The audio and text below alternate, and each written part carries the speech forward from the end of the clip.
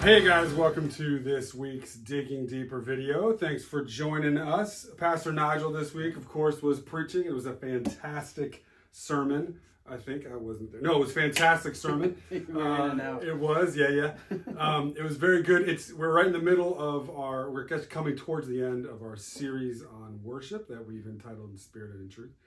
We've gone through a number of things already. We talked about how we worship the Lord through the proclamation of the gospel, how we worship the Lord through reading and meditating on his word, how we worship the Lord through service. We wrote these down, but prayer is another one. Worship through prayer. We got almost all of them there. Yeah, and then there's two more to come. But this week was worshiping the Lord through song, which is one that maybe we go, oh yeah, okay, we get. That's kind of what we think of when we think of. When you think of worship, like you're going to music. We think of music, which isn't wrong, but it's very incomplete. Which obviously we know that, and we've been walking through that. So this week we looked at that, how we worship the Lord through song.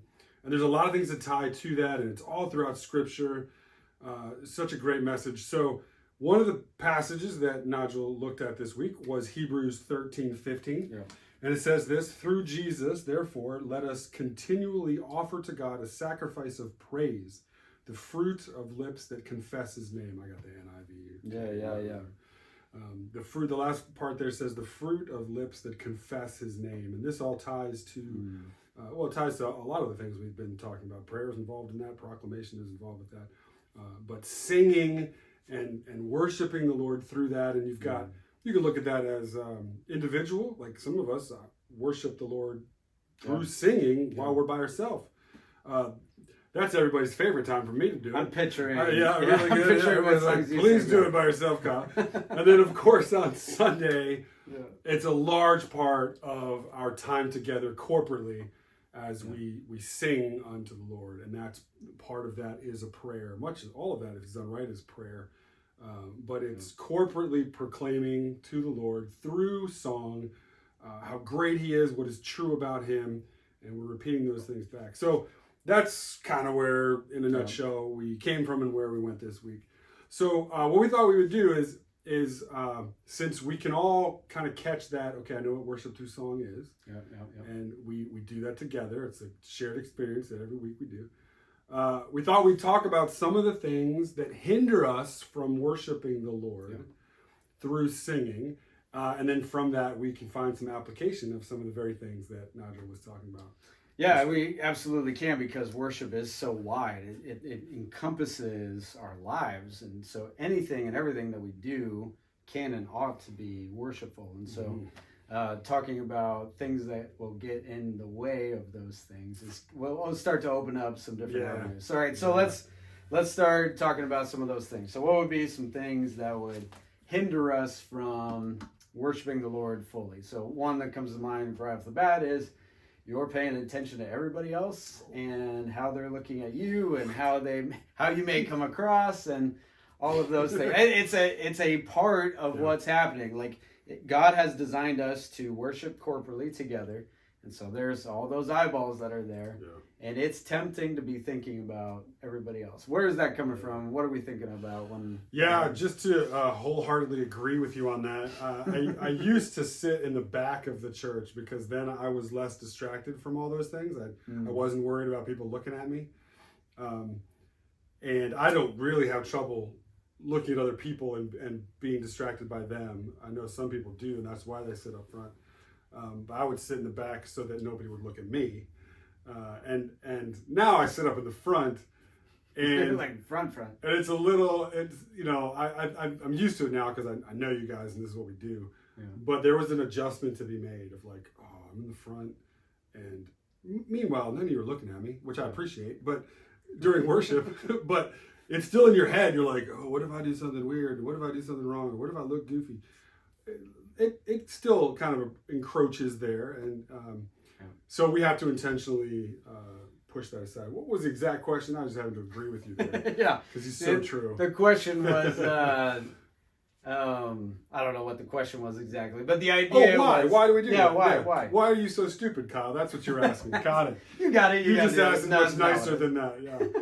Yeah, so why do we do that? Well, it all comes to, a lot of it's going to come down to this. We're thinking of ourselves too much. Yeah. And no one's there to look at me. No one's there to look at you. That's not why anybody's there. Yeah. And if it is, that's wrong and we can't help that. And so when it becomes more important to me of what others think of me, then I've misplaced me and who God is. And when those get flipped around, then everything starts to fall apart and nothing goes the way that it should go. So one of the reasons is we're thinking of ourselves when we should not be thinking of ourselves. And there's all sorts of different things we can go into from that. But yeah, that's when we look around, and I'll look around sometimes during worship, but it's not to, because you may notice that I do that if you're looking at me when I happen to do it. I look around not to be like, is everybody doing it right? You know, how many people are here? Like, that's not why I'm looking. I look around because sometimes I really feel the Lord tells me to, hey, look at the body. Like this is the church, and this is what they're doing. And I can hear, when I can hear the congregation singing and praising the Lord, I get so fired up. I get so excited. All the lies and the nervousness and whatever it is that creeps in if I'm going to preach, even if I'm not preaching like this week, that all just kind of gets blotted away when I turn and I go, oh, we are assaulting the kingdom. This is an attack move, you know, like that, which is part of what Nigel was talking about. That was so good. It just gets me. It came from the Bible. It gets me fired. All the best things do. But yeah, so that sort of just ties in with that. But that's one of the reasons we do it. We're just thinking of ourselves. Yeah, and this goes back to a core piece of the whole thing and why we're doing everything that we do. What's the motivation? The motivation is we are giving to God what he deserves. It's about him. This is what does it say here? Verse 15. The fruit of lips that acknowledge his name, offering up a sacrifice of praise to God. That's what we're doing. We're giving a gift to God. Our whole purpose and our whole intent should be solely focused on him. And so when we get that backwards and we start thinking about ourselves and thinking about what people are thinking about me, I don't want to raise my hands, or I don't want to do this because I'll look a certain way. That's all backwards. Yeah. And it's completely missing the purpose. It is, and that kind of gets, we were talking a little bit about this before we started shooting the video. When we argue about what type of praise music, right? Let's say praise music, so like worship music that is theologically sound, okay, we're all going to agree with that, but, well, I want it to be contemporary, I want it to be a hymn, I want it to have this, I want it to have an oboe, I want it to have bagpipes, I want it to have whatever, and we fight over that. We're arguing over what gift we are willing to give to the Lord. Right. So what the Lord wants is he wants his body collectively giving praise with a pure heart. And so our response is, all right, well, we're going to do it my way. Well, no, we're going to do it my way. I think God wants this. I'm not willing to give him that. And it's just, what does he look at when he does it? Like, guys, you totally miss it. And we don't really have that in our church. It's been a long time since I've even heard anybody talk about that. But it's out there, you know. It's how the church kind of does things. That's what immature kids do. They go, I want to give this gift because this is something that I like to give to you. Yeah. And so I'm going to give what I want to give to you. That's not the way gifts work. If you're mature, you're paying attention to what the other person wants. Yeah. You're giving to them what they want. Yeah, I remember this story. I can't remember the name of the pastor, but it wasn't me. This pastor, somebody came up to him and said, hey, I didn't really like worship this morning. And he said, well, that's okay. It wasn't for you. Yeah. It wasn't about you. Exactly. And like, oh yeah, you kind of got me there. And not to hound on that, because it's not a problem that we have. We don't hear people doing that, but it is, if that's a hang up, if we're like, well, I can't worship the Lord with this style or under these conditions. Right. Come on now, what are the conditions? You're sitting in an air-conditioned room, you know, and it's soft. But when we come to it with how bad is our condition? How bad is our conditions? When we come to that, and it can extend outside of the sanctuary, it's just an indication that we've started to make it about us. We've turned it around the wrong way, and we've taken our eyes off of what he wants from us and what he's called us, and we started to make it about us. So. Yeah. One of the things I was going to say in it is talking about we're not just singing songs here. This is an act of war, and so talking about that. And so one of the analogies I was going to use would be like, oh no, we're doing the barbarian battle cry. I don't like that one very much. I wish we would do the berserker battle cry. I wish we could do that one. I'm not very fired up right now. Like, that's not what the battle cry is about. Right. The battle cry isn't for you as an individual. It's for the entire army, the whole group. And so when we're singing songs for the group. That's going to be good for the group generally here to help us and motivate us and to move the entire group in the direction of worshiping God. All for His glory. For Him. As an offering. This is the way that He wants it to Him. Yeah, absolutely. Absolutely. Totally. That's good. So to get off on like, well, this doesn't really, it's not for me, and I wish it could be a little bit more like this. I mean, I have different... You can have your preferences. You can have your preferences. Totally. Yeah. Me personally, a lot of the worship music that's out right now, I don't personally connect with very deeply. I just don't. He writes his own. I do not. He sings it all day long. I do not do that. That would be something else. That would be. And by something else, I mean a travesty. Travesty. Egregious. Travesties. It would be egregious. Point being, there's a point that I lost, and it's gone. But it's not. The whole point is not about what is best for what I want. Yeah. The whole point is we're doing this because this is what God wants for all of us. And we're wired for it. So what's another good obstacle or something that not a good one, but a good example? What's a good example? A good example of a bad example. Yeah. That hinders us from worshiping on Sunday. Yeah. If you are going expecting an emotional reaction. Right? So we were talking a lot about music being emotional and bringing that. But if you're going with the purpose of having that emotion, we've got it all backwards. That's right. Yeah. And I see that a lot, at least in the West, and a lot in Christianity. A lot of people want to feel certain things. Life is hard, it's difficult, and so, man, I want to feel good. I want to feel joyful. I want to feel these things, and so I'm going to worship so that I feel good and encouraged or whatever it is. The problem with that is we're manufacturing it. Yeah. And you're doing something natural rather than receiving something deeply supernatural that then comes out in that way. Yeah, let me piggyback on that. This may be a little controversial, and I'm not trying to call anybody else out or be critical. So just put that there. I'm ready. But Nigel, no, it's not that at all. I heard somebody talking about a church that they were going to that they don't call it a worship service. They call it an experience. Yeah. And they want it to be called an experience. And it's this, how can we manufacture this experience that we can have where we feel a certain thing? And man, that is really problematic. So when we walk into it with, just like you said, my motive is to have an emotional response, is to get myself to feel a certain way. And I'm going to use God to produce that.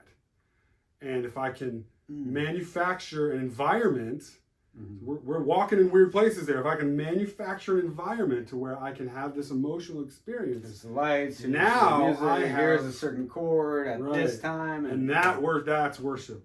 No, man, that is not. You can worship the Lord blubbering a poem in a cave, freezing cold, running for your life, and it be worship.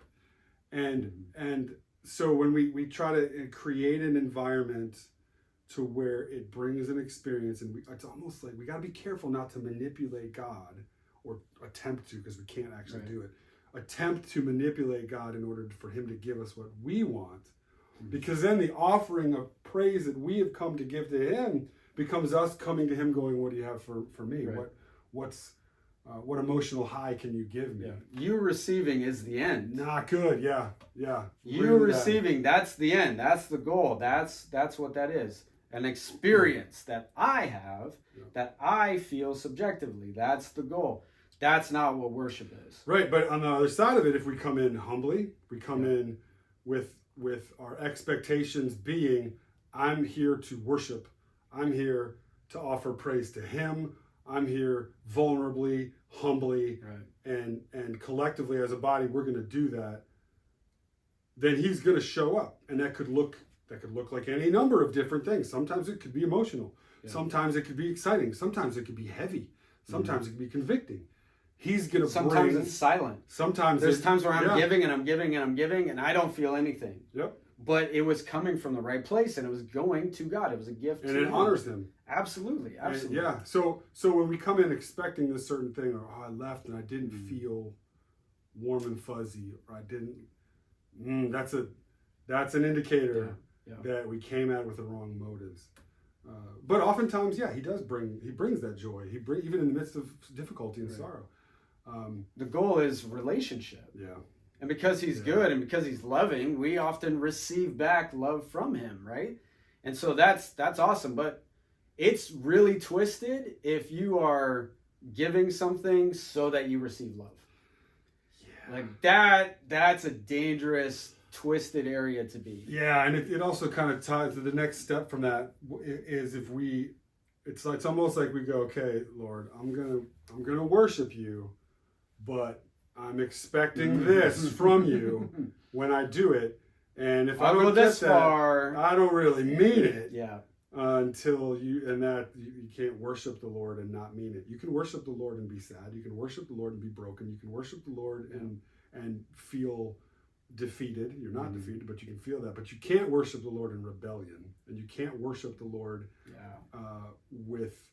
without being vulnerable, which we'll talk about also. And you can't worship the Lord with a stiff arm, begrudgingly. That's not worship. That I don't know what that is, but it's not worship. You can't worship him as equals. No, you can't. No, that's just funny to think about. But we try. That's what it is. That's what a lot of people are doing. Like they're coming in. Hey, here's a give and take, and I'm here, and you're there, God, and so we're gonna come, and like that's a lot of the interaction that a lot of people have with him, and that's not worship. Worship, we talked about the posture.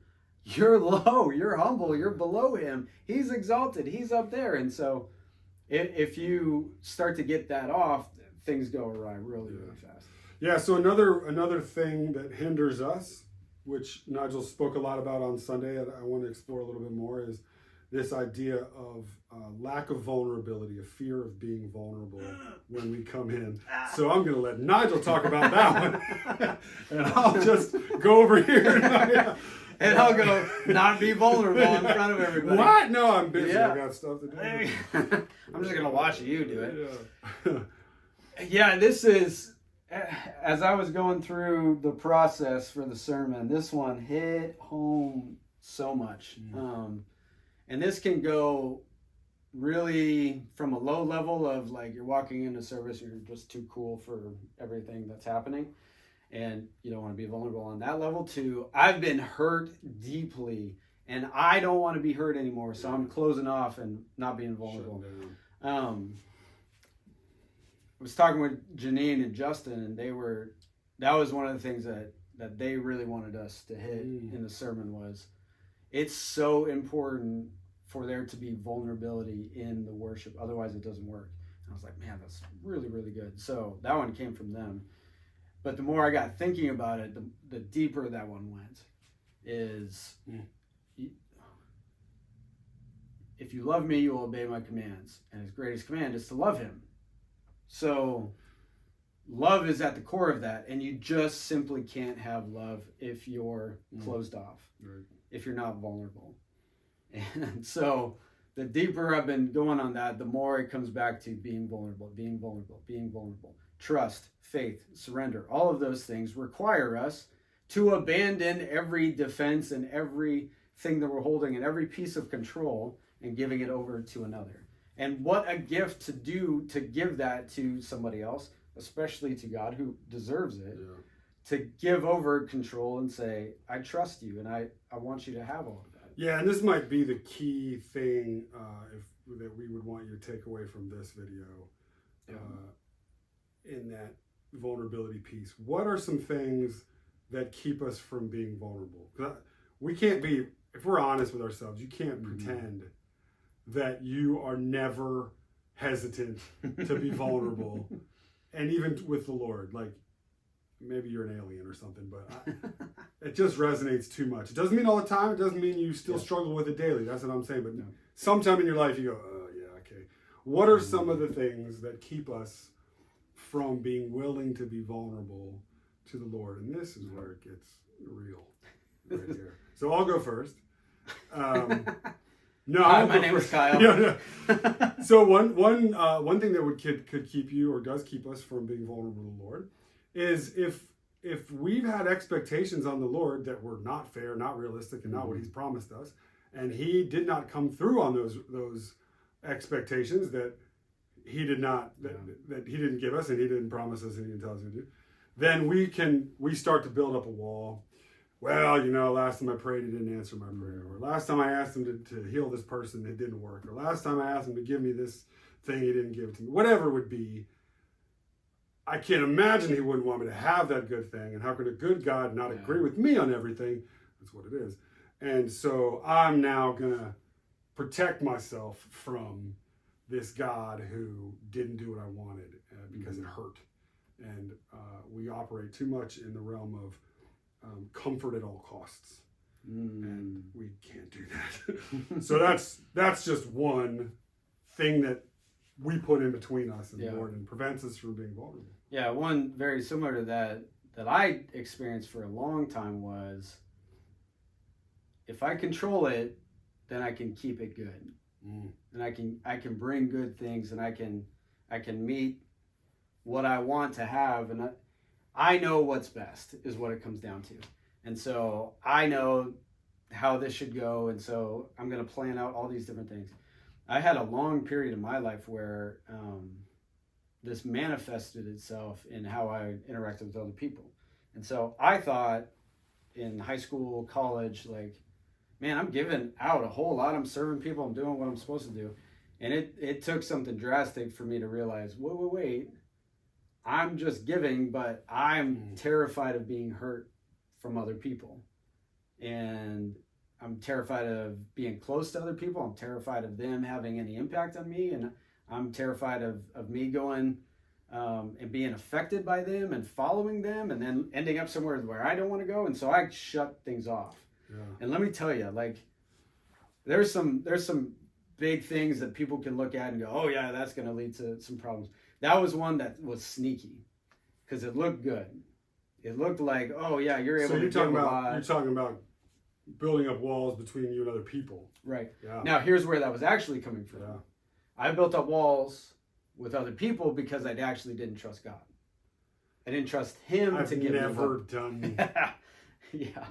Well, let me tell you, it doesn't go well. So since you've never experienced that before, I wouldn't recommend it at all. I did that for like 20 years. Just not trusting. I don't think God's going to give me what's going to be best for me. So I'm going to work it the way that I want to work. This goes back to something that we talked about in the sermon. What your heart really loves comes out. Yeah, and if you are trying to worship corporately, but you have intentionally built walls up between you and everyone who you are trying to worship corporately, how's that going to happen? Yeah. Oh, it's not. Yeah. And that's where, and I think when we come to worship and we struggle to do it, I don't want to be vulnerable for all these number, and there's more reasons than just those two. The residue that we've built up from either stiff-arming God or building walls around us and our brothers and sisters in Christ begins to show. And it's insurmountable until you break down those walls, until you confess that to the Lord and ask Him to heal hurts and to break down those walls. And there are a lot of times, if we're honest, there's unforgiveness in our heart that is what that's the steel rods that keep that concrete together is unforgiveness. And if we can let those things go, it's pretty quick. Yeah, and there's two sides to that. So like if there's conflict in the church, there's conflict between people, that makes it really hard, very hard to worship together. You said early on in the sermon, reiterated that unity is spiritual warfare. Yeah. And singing corporately is a battle cry. It's an attack on the enemy as we're unified in praising our Lord. Yeah. It's just such a amazing picture. I love that part of the sermon. It was really, really good. I got it from the Bible. Yeah, that's good. That's all the good stuff is coming. Should read this. It's there. It's not bad, right? It's right in there. Do you have any other ones that you want to hit as far vulnerable? as things that could keep us from being vulnerable? Those are two biggest ones. Yeah, unresolved conflict, which creates bitterness. The Lord didn't do what I thought He should do, and so I'm going to hold it against Him. I think I know better. I know better. Get it better. These people, right? Yeah. I'm one of these people. Like that's So all that stuff kind of ties together. This isn't meeting what I want and my style and all of that. It's not what I wanted it to be. And, right. So look, I wanted to hit, instead of those things that kind of come in and distract us, I wanted to hit what's the right direction to go. Yeah. So what is the proper way then to worship? If those are the things that get us off, what's going to keep us on track? One of the things that I got out of working through the sermon was we are singing as Jesus's bride. Mm-hmm. That's what we're doing. That's the whole purpose of us getting together, is we are singing praises and worshiping. That's who we are. Our groom that we're betrothed to. Yeah. And so that image has really, really stuck with me, that I'm not there as an individual only. I am. God loves me and He cares for me and He's done all sorts of things and I can bless Him personally. But I'm also there as part of the body. And we are excited to sing to our groom that we're married to. It keeps things in line and perspective and where we belong and where He belongs. And I was sharing this with Nigel before we started filming too. Last week, I think it was last week, my daughter Hannah was sitting up in the front, and she was I think we're in the halfway through the first song, so we had maybe 3 more at the beginning. And she pulls on my arm and she goes, "Dad, I feel like I just need to pray." And I'm like, "Why? What'd you do?" No, I said, "That's fantastic." I said, "Well, you're such a good pastor." Yeah, I'm not a very good dad. No, I said, "That's great." I said, "Well, you can pray, sit down and pray right now if you want." She goes, "Well, I don't want to miss the worship. I don't want to miss the singing." And I said, "This is prayer. Worship. If you're truly worshiping the Lord in song, like that particular way of worshiping Him, it is prayer." And she goes, "Really?" And I said, "Who do you think we're singing to? Like each other? Nope. We're singing to the band? Nope. We're singing to the Lord." And she's like, "Yeah, all right." And so she did, and that was a really cool thing. I think so often it's so like, duh, but we forget that. We forget that. It's when we're worshiping the Lord through song the way we're supposed to, it is a collective prayer to Him. Yeah. And it's the bride of Christ proclaiming the majesty of the groom and all that comes with that, and the King, and it's such a cool thing. And heaven moves in that moment, and the Lord shows up and meets us in that moment. It's not just a thing that we do, but there's a supernatural action and transaction that occurs. Yeah. I would say physically, and obviously spiritually, but there's also a physical kind of thing that happens there. I can't really explain it, but I can't explain it. I know it's happening though. Like lately, the church has been singing through the Spirit on a deeper and deeper level, and it's just been growing, and I can feel it. I can sense it, and it's there. It's real. I can't tell you I can't dissect it. Yeah, and the feeling there. isn't the proof. Right. The feeling isn't what we're going for, like we've said, but it's pretty awesome. Like right now, like, okay, Lord, this is the ride we're on, and we can see it. We can feel it. It's a difference. Mm-hmm. But yeah, to your point, it's the bride of Christ interacting with the groom. Yeah.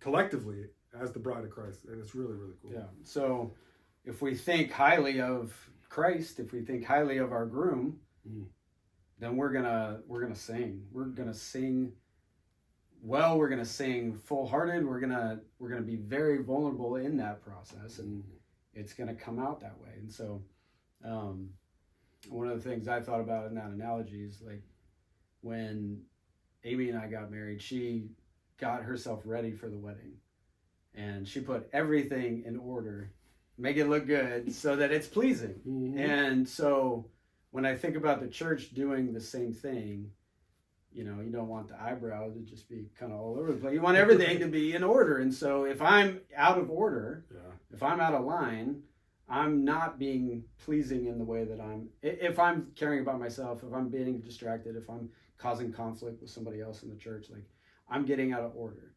And the whole point is to please him because he deserves it, because he's good. Yeah, and do we come to church on Sunday morning and come before the Lord like worried that he's going to be disappointed in us, and worried that he's going to look at us and you know, just in judgment? Or are we kind of like, or are we coming like, I can't wait to see him. I can't wait to be with him. I can't wait to, you know. Because he wants me. Because he wants us. Because he wants to meet with us.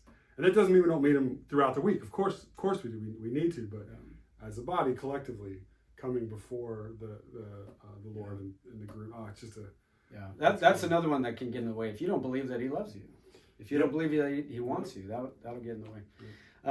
One other thing I had is one of the most embarrassing pictures that I have, as far as like a face that I made, was we did first looks for our right before the wedding. Yeah. And so we're in a forest in the Seattle area, and I'm turning around, and so I turned around and they captured me smiling, and I'm excited.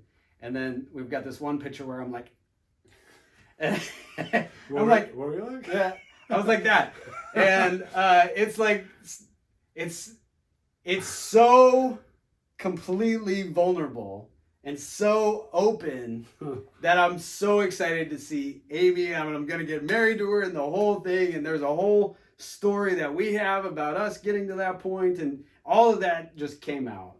And the most open, vulnerable I've been is kind of encapsulated in that one picture. That's great. Oh, it's awesome. That's so good. It's awesome. I'm not going to make fun of you because it's so good. Yeah, like, and I don't care that not it's on camera. I don't care that in any other scenario that's totally embarrassing. Yeah. But given what it is, it's like that's what correct. it's supposed to be. That's exactly right. Yeah. That's what it's supposed to be. Yeah, that's good. That's what it's supposed to be. And so this week I've been thinking about that. Like, man, am I worshiping that way when I come and sing songs, when I'm serving other people, when I'm preaching the word or doing anything that's worshipful? Do I have that same excitement? Do I have that same openness? Yeah. Yeah. And you know, sorry, I said that was the last thing. One piece off of that is that's where life really is. Mm-hmm. Life is really when you are totally open to something else that is good and has your best interest in mind, and you give them control and they take you for the That's the freedom the Lord wants us to walk in. Yeah. Yeah, it's not just giving ourselves up to anything. It's Him. It's surrendering to Him. It's knowing that He is good. Yeah. And we can be that vulnerable. We can be that open. We can be that free because He loves us. He's proven it. Yeah. And He is good, where we don't have to worry about holding all these other things back. And we do with everything else. If you devote yourself to anything else, it's not going to work. Yeah. But when we give ourselves to Him, we devote ourselves to Him, it works every time. Because and it goes into the next series that we're gonna look at in 2 weeks. His love for us is full. It's complete. Yeah. It's absolute. It's all encompassing, and it's enough. So, yeah, it's really good. It's good. Yeah. We want you to have that. We want you to have that freedom. We want you to feel that greatness of going on that ride with the Lord. And we also want you to give God what He deserves and what He has earned from us and what He should get from us. And so we love you guys. Thanks for sticking around, and we'll see you guys next time.